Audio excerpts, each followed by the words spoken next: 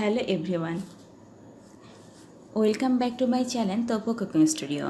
আজকে আমি আপনাদের সামনে একটি রেসিপি নিয়ে হাজির হয়েছি। সেই রেসিপিটির নাম হচ্ছে বাঁধাকপির ঘন্ট।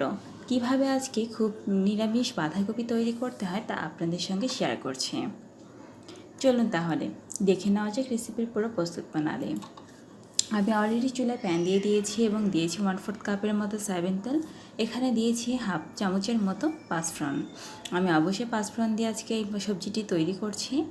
আর এখানে দিয়ে দিচ্ছি হাফ কাপের মতো আলুকে আমি ছোটো ছোটো করে কিউব করে কেটে নিয়েছি, সেই আলুটাকে দিয়ে দিচ্ছি। আর একটা টমেটোকে আমি ছোটো ছোটো করে কুচি করে নিয়েছি, সেই টমেটোটাকেও আমি দিয়ে দিচ্ছি।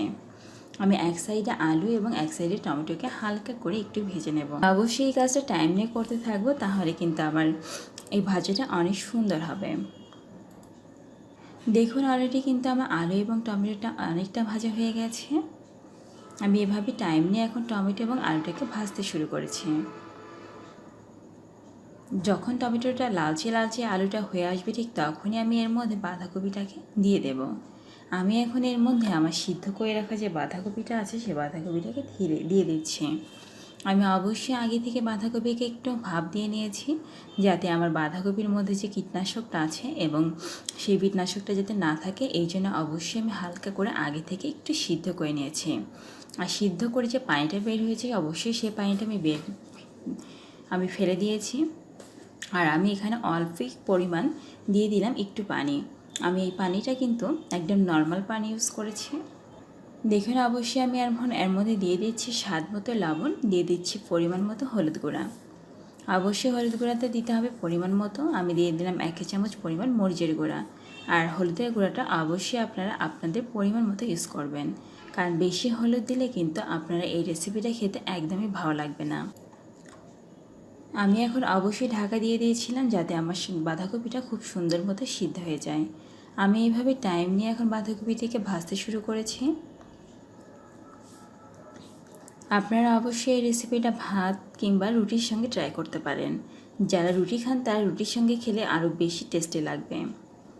আমি এভাবে এখন সুন্দর মতো আমার মশলাটাকে মিক্স করে ফেলছি সব বাঁধাকপির মধ্যে। আর অবশ্যই বাঁধাকপিকে টাইম নিয়ে ভাজতে থাকতে হবে, তাহলে এই ভাজিটা অনেক সুন্দর হবে। আমি আবারও ঢাকা দিয়ে দিচ্ছি। আমি এখন মিনিমাম 5 মিনিট পর আবারও ঢাকা তুলছি। আমি এখন ঢাকা তুলে দেখছি আমার বাঁধাকপিটা হয়েছে কিনা। দেখুন আগের চেয়ে কিন্তু আমার বাঁধাকপির কালারটা অনেকটা চেঞ্জ হয়ে গেছে, আর দেখেই মনে হচ্ছে কি আমার বাঁধাকপিটা কিন্তু হয়ে গেছে। আমি অবশ্যই এভাবে টাইম নিয়ে এখন মিনিমাম 2 থেকে 3 মিনিট এভাবে কুক করতে থাকবো।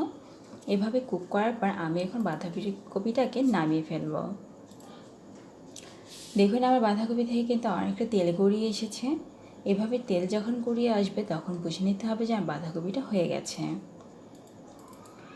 তারপর আমি এভাবে 2 থেকে 3 মিনিট কুক করে নিয়েছি। দেখুন আমার বাঁধাকপিটা কিন্তু একদম রেডি।